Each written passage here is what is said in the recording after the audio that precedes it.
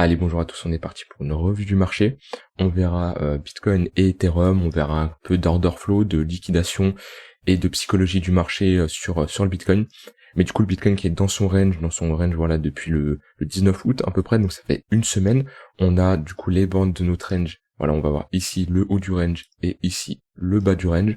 Donc si on casse vers le bas, ça sera bien sûr bear, et si on casse vers le haut, ça sera bullish. Donc on a notre range, on a eu pas mal de fausses cassures à plusieurs endroits. Est-ce que là on est dans une bonne dynamique de prix? Est-ce qu'on va casser à la hausse?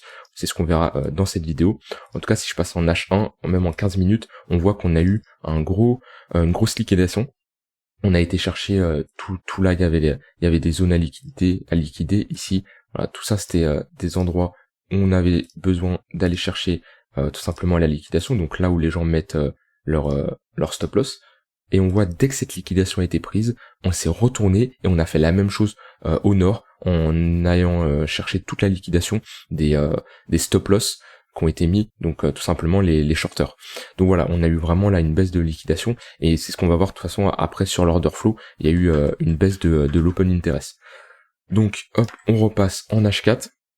Si on a la résolution de ce range à la hausse, on ira chercher des niveaux, hop, on va regarder ça tout de suite.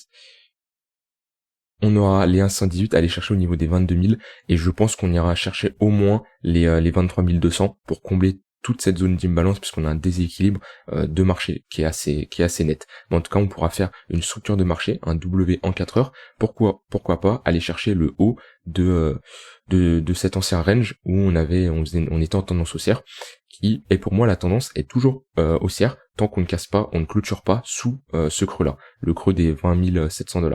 On peut très bien faire un bottom ici et repartir à la hausse, et ça sera juste des creux de plus en plus haut. Parce que ce creux, il n'a pas été défendu, il n'était pas aussi puissant que les autres creux. Donc voilà, pour moi, on est toujours en tendance haussière tant qu'on ne clôture pas sous ces niveaux-là.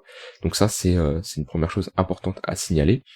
Si je mets le MACD, on a toujours une divergence baissière qui est validée en daily pour invalider, on va dire, cette divergence baissière et retourner sur une divergence haussière ou récupérer un momentum bullish, soit on va casser les précédents plus hauts, donc voilà, soit on va chercher ces creux-là sur le MACD, ou tout simplement on fait un W sur le MACD pour instaurer une tendance bullish. Si je passe en H4, on n'a rien à signaler, le momentum est neutre. Si je passe en H1, on a un momentum qui est on est toujours un momentum qui est bearish puisqu'on a toujours ce M sur le MACD, tac. Mais on peut retrouver un momentum bullish si on casse les précédents creux. En tout cas, on a eu quand même un fort mouvement, un gros pump quand même. Alors ce qui se contredit un peu, c'est qu'on a validé un M en H4. On voit ici on a un M, tac.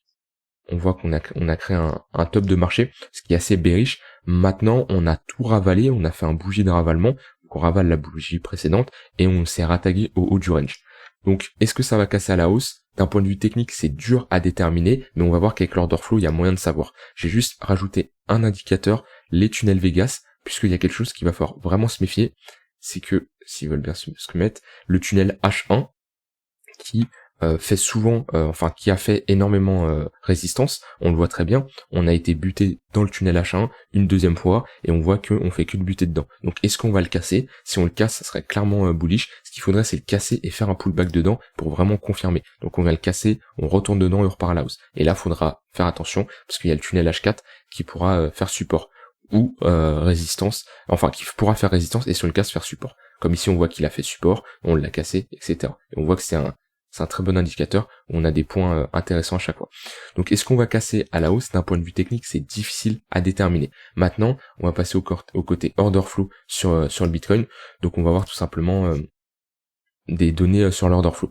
Donc première chose intéressante à constater, et ça c'est quelque chose de très bullish pour moi, c'est qu'on a eu pas mal de liquidations. Si je passe en 15 minutes, on voit qu'on a des liquidations short comme des liquidations longues. On voit ici on a liquidé pas mal de positions longues, puisqu'on a bien dump, et on voit qu'il y a nettement des positions longues, et ici pareil, on a liquidé pas mal de shorters. Donc ça, c'est quelque chose de bullish. Mais la chose la plus bullish pour moi, c'est que l'open interest est en train de baisser. Si je me mets en H1, on voit que l'open interest, c'est la somme des contrats. Donc un short ou un long, ça augmente l'open interest. Et on voit que en général, le marché n'aime pas partir en tendance quand on a un open interest trop élevé. Et là, ce qui est bullish, c'est qu'on a un prix qui augmente et un open interest qui baisse. Alors qu'en général, quand le prix augmente, comme on peut voir là, on a un prix qui augmente, on essaye de sortir du haut de ce range-là, et on a un open interest qui augmente aussi. Donc là, on a pas mal de positions longues qui s'ouvrent pour essayer d'acheter la cassure du range. Et à l'inverse, après, on se retourne pour liquider ces positions. Mais là, on a un open interest qui chute avec un prix qui augmente. Donc ça veut dire que là, il y a beaucoup de gens qui ne croient pas au breakout et qui ferment leur position ou qui prennent des profits ou qui se font liquider tout simplement. Mais ce qui est bien, c'est qu'il n'y a pas de FOMO, il n'y a pas des gens qui essayent d'acheter la cassure. Donc c'est ce qui peut me faire penser qu'on va casser le haut de ce range. En tout cas, ce que me dit l'order flow, les données que j'ai, on a un funding qui était négatif, bon, on est repassé en positif, mais on est quand même sur un funding négatif dans sa globalité. Pour moi, quand je vois comme ça, d'un point de vue order flow, on a un open interest qui est vraiment intéressant. Et on voit qu'à chaque fois qu'on essaye d'acheter la cassure du range, voilà. Ici, on voit à chaque fois qu'on augmentait, l'open interest, il augmentait, il suivait. Sauf que là, à l'inverse, l'open interest descend. Donc ça, c'est clairement quelque chose de bullish. Et je pense qu'on peut avoir une cassure de ce range grâce tout simplement les gens qui sont pas en train de FOMO. Donc voilà ce que me dit l'order flow. Et c'est très intéressant à déterminer. Et pour moi, en tout cas, c'est très bullish ce que me dit, ce que les données que j'ai sous les yeux.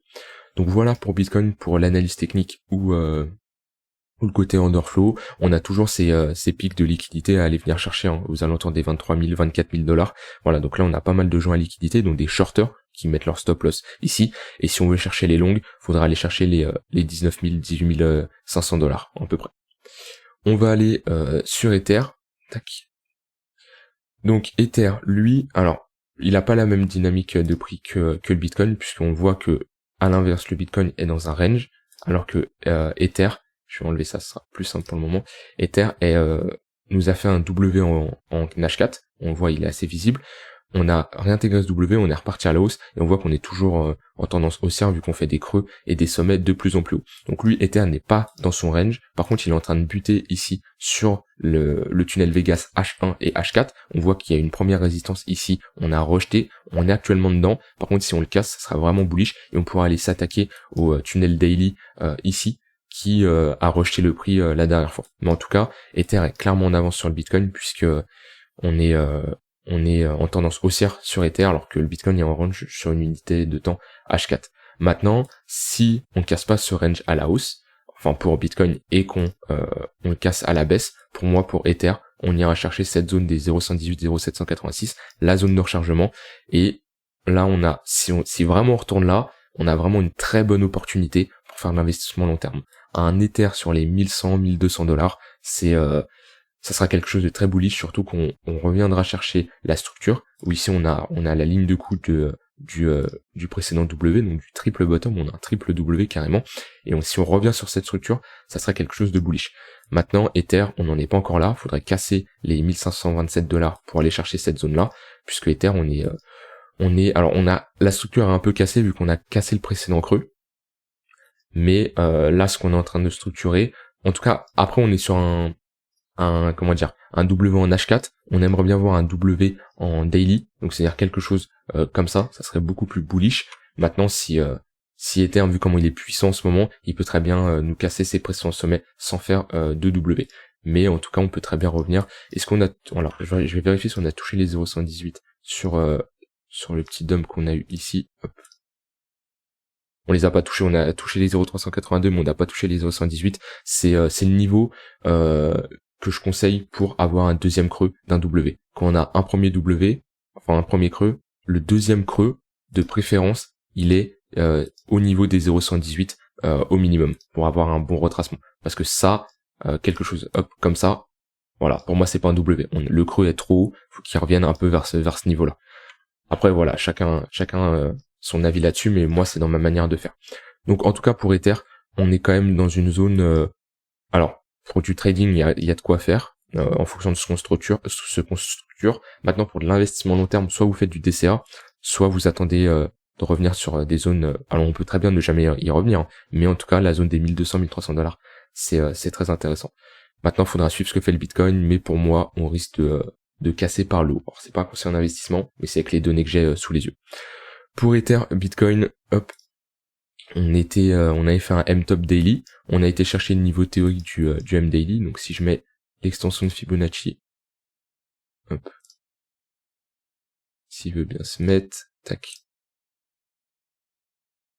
Si je mets l'extension de Fibonacci, tac, on a été chercher les 118 et les 2, donc le niveau théorique de ce M, on a consolidé dedans. Si je me mets en H4, on est repassé en tendance avec des creux et des sommets de plus en plus hauts, et là on est en train de buter sur une grosse résistance, hein. C'est vraiment c'est vraiment la grosse résistance de la paire Ether contre le Bitcoin, et on a cette trendline qui nous indique la force de la tendance baissière de la force de ce M, où tant qu'on retourne pas au-dessus de cette trendline, bah le M est toujours d'actualité, sauf si on structure un W. Mais en tout cas, Ether contre le Bitcoin est vraiment puissant, et j'attends pareil une cassure à la hausse pour l'Ether qui est en train de surperformer le Bitcoin. Voilà pour cette analyse, on attend, on patiente tout simplement la résolution de ce range qui pour moi ça va pas être une fausse cassure de ce que j'ai, sauf si bien sûr les gens essayent d'acheter actuellement la cassure et on a un open interest qui remonte. Voilà pour cette vidéo, j'espère que j'espère que ça vous aura plu et que vous avez toutes les données qu'il vous faut. Si il y a des choses que vous n'avez pas compris, je vous laisse rejoindre le Discord et poser vos questions, et on se retrouvera très vite pour une prochaine vidéo. Bye bye.